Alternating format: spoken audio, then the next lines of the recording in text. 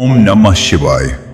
ओम नमः शिवाय अब से है जो आदि हैं और अंत में भी नित्य मंगलमय हैं, जिनकी समानता न सूर्य से है न किसी अन्य देवता से, जो आत्मा के स्वरूप को प्रकाशित करने वाले हैं, जो स्वयं प्रकाश स्वरूप हैं, जिनके 5 मुख्य कार्य हैं: सृष्टि, पालन, संहार, अनुग्रह और तिरोभाव, और जो खेल ही खेल में इन समस्त कार्यों को करते रहते हैं। ऐसे सर्वश्रेष्ठ अजर अमर अंबिकापति भगवान शिव का मैं मन ही मन चिंतन करता हूं।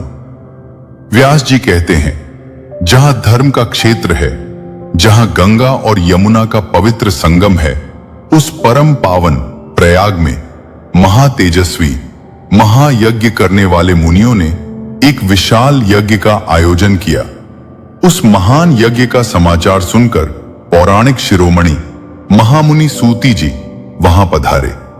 जैसे ही मुनियों ने सूति जी को आते देखा, उनके हृदय आनंद से भर उठे। वे सब अत्यंत प्रसन्न होकर उनका स्वागत करने लगे। विनम्रता से हाथ जोड़कर उन्होंने सूति जी से कहा, हे सर्वज्ञ, हे महान विद्वान, आपका भाग्य अत्यंत महान है।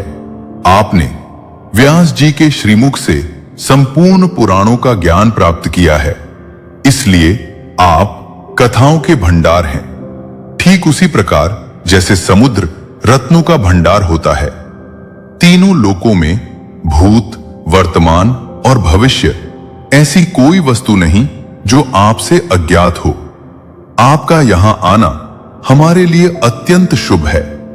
निश्चित ही आपका आगमन किसी महान उद्देश्य के लिए हुआ है। हमने पहले भी आपसे अनेक शुभ कथाएं सुनी हैं, परंतु हमारा मन कभी तृप्त नहीं होता। बार बार उन्हें सुनने की इच्छा होती है। हे सूति जी, अब हम आपसे एक विशेष प्रश्न पूछना चाहते हैं।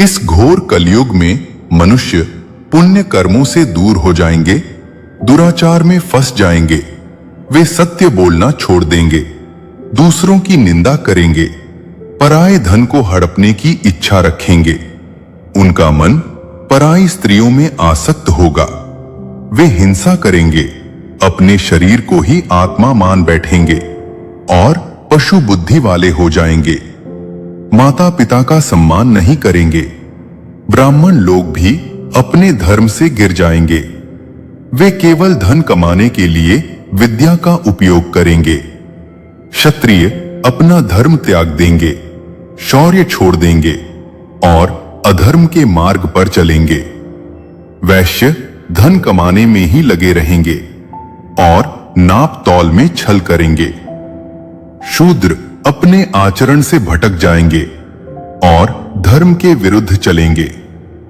इस कलयुग में स्त्रियां भी सदाचार से दूर हो जाएंगी, वे पति का अनादर करेंगी, सास ससुर का अपमान करेंगी, उनका आचरण अशुद्ध और अनुचित होगा।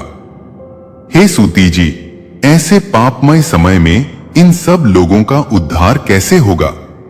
कैसे उन्हें इस लोक और परलोक में उत्तम गति प्राप्त होगी? हमारा मन इस चिंता से व्याकुल है, क्योंकि परोपकार से बढ़कर कोई धर्म नहीं है। इसलिए आप कृपा करके ऐसा उपाय बताइए जिससे इन सभी पापों का तुरंत नाश हो जाए। सूति जी मुनियों की यह बात सुनकर उन्होंने मन ही मन भगवान शिव का स्मरण किया और फिर शांत गंभीर स्वर में बोलने लगे, ओम नमः शिवाय, ओम नमः शिवाय।